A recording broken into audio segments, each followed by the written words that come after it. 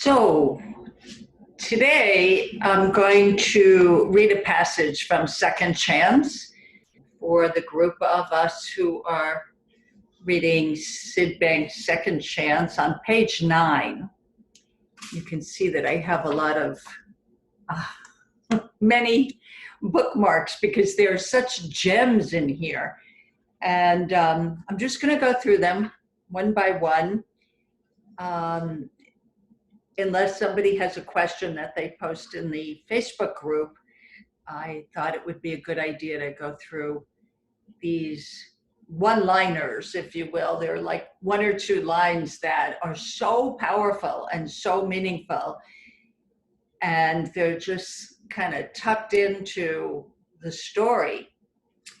So the first one, I'll just read it and then talk a bit about my understanding of what Sid Banks meant when he says,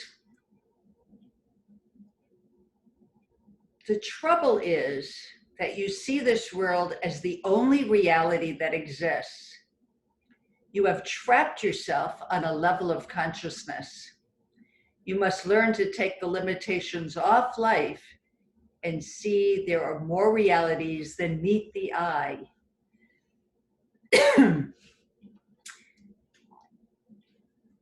There are more realities than meet the eye. Well, what could that mean? And levels of consciousness. What did he mean by levels of consciousness? Well, as I see it, this is Jonathan, the wise man in Hawaii, talking to Richard, who has lost his wife, and he's also been diagnosed with cancer. So he is coming to Hawaii as a vacation, to get away from his woes and his problems. And so this wise man, Jonathan, says to him, well, there are more realities than what meets the eye. And if you've noticed in your own life that it's almost like we do walk through different realities here, because our state of mind shifts. In one state of mind, we could be in a pretty gloomy, uncomfortable place, but yet feeling on top of the world. In a lower state of mind, when our mood is down, we're distraught, we're focused on what's wrong in life, then we could be in a beautiful surrounding in the middle of Hawaii with palm trees and views of the ocean. But if we're in a low state of mind, that's going to be a different reality for us. It's not going to look like paradise. It's going to look like we're in our head thinking about our problems and what's wrong. So that's the shift, that our reality in any moment in time, take any segment of time in your life, that reality that we experience is 100% contingent on the state of mind we're in.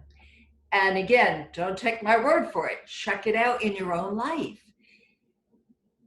As I have seen it, the reality I'm in is 100% connected to my state of mind in that moment.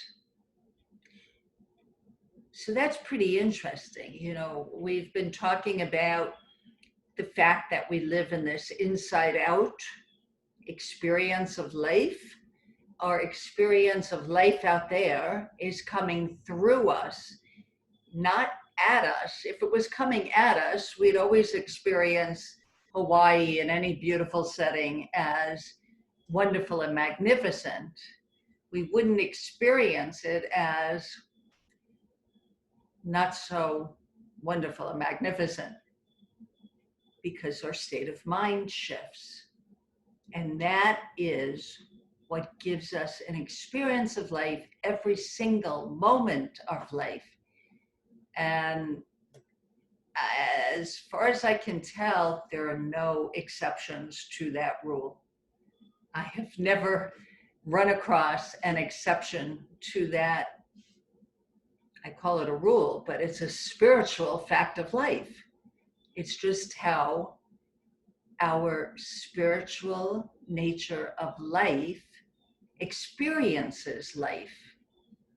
We experience creation through our own creation. We are imbuing creation every moment through our own thinking. So levels of consciousness, many of you have heard of Dr. George Pransky. He was one of the first psychologists to realize what Sid Banks was saying on a very spiritual level had enormous ramifications for the fields of psychology, psychiatry, mental health, mental well-being.